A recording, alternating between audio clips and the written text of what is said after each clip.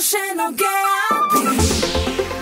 המוסד לביטוח לאומי, לצדכם ברגעים החשובים של החיים. וכשאתם המאזינים שואלים, מומחי הביטוח הלאומי משיבים. פארס קטש, מנהל תחום הגמלאות, ביטוח לאומי סניף טבריה, שלום וצהריים טובים. שלום עמי. שבוע שלם לא נפגשנו, אז אני צריך לשאול מה שלומך. אני בסדר גמור, מרגיש מצוין. בריאותך בסדר, הכל טוב? 100%. אנחנו רוצים לדבר היום בפינה הזאת על הוועדות הרפואיות שהן מיועדות לאנשים שלא מרגישים טוב. בן אדם שאומר לי יש בעיה בריאותית, פונה למוסד לביטוח הלאומי ומפנים אותו לוועדות רפואיות באחד מהתחומים הבאים. או נכות כללית, או נפגעי עבודה, או נפגעי פעולות איבה, או מס הכנסה. עכשיו בוא בבקשה תסביר למאזינים מהי בעצם ועדה רפואית, מי נמצא שם, מה עושים שם. תראה עמי, ועדה רפואית היא בדרך כלל היא שלב מתהליך בדיקת זכאות או הטבה מסוימת במסגרת ביטוח הלאומי. יש כמה סוגים של ועדות ביטוח לאומי, כמו שציינת, ועדות בנכות כללית, בנפגעי עבודה, במס הכנסה וגם ועדות בפעולות איבה. הוועדה בדרך כלל מורכבת מרופא אחד, אלא אם כן בדרג שני שזה ועדות ערר שמורכבת משני רופאים או יותר.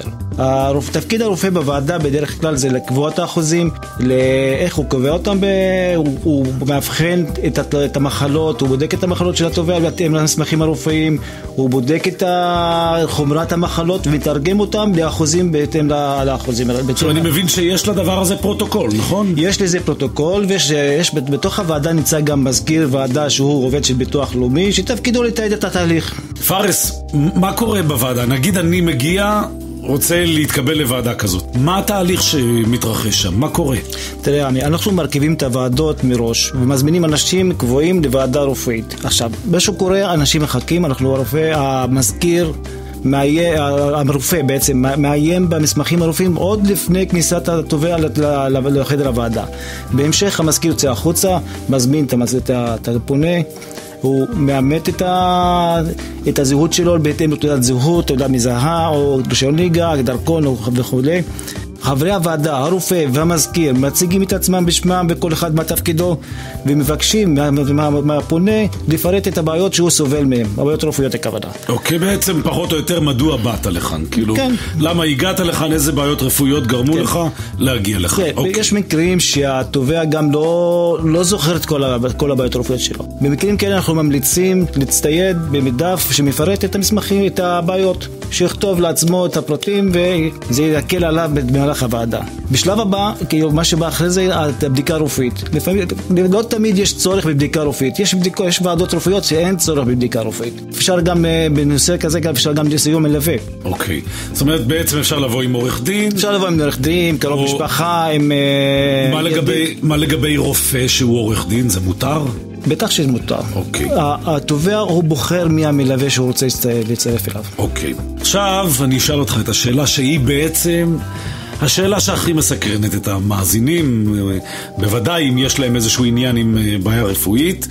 איך נקבעים אחוזי הנכות? אוקיי, אחרי שהתובע יוצא מהחדר, הרופא מעיין במסמכים הרפואיים, בממצאי הבדיקה, בבדיקות רפואיות עצמם שעמדו בפניו, והוא מנסה לתרגם כמו שאמרתי, מתרגם את ההבחנות הרפואיות לאחוזים רפואיים. הוא מסתייע גם בספר, הדברים נקבעים לפי ספר, מה שנקרא ספר המבחנים. זאת אומרת, יש איזה מין טבלה כזאת. יש מין טבלה לכל מחלה, יש לה מה ההבחנה שלה כל מחלה ומה חומרתה, ובמול זה יש גם את האחוזים הרפואיים. יש מדרג מסוים בהתאם לחומרת המחלה עצמה. ואתה יכול לקבל או הודעה שהאחוזים הם לצמיתות, כמובן, או שהאחוזים הם זמניים.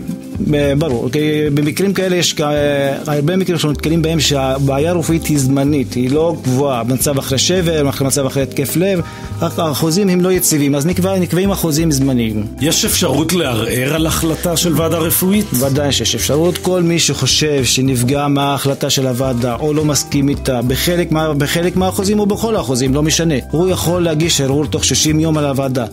הוועדה הרפואית לעררים שהיא בודקת אותו בדרך כלל מורכבת משני רופאים או יותר, שכל אחד בהתמחות שונה, והם רופאים יותר בכירים.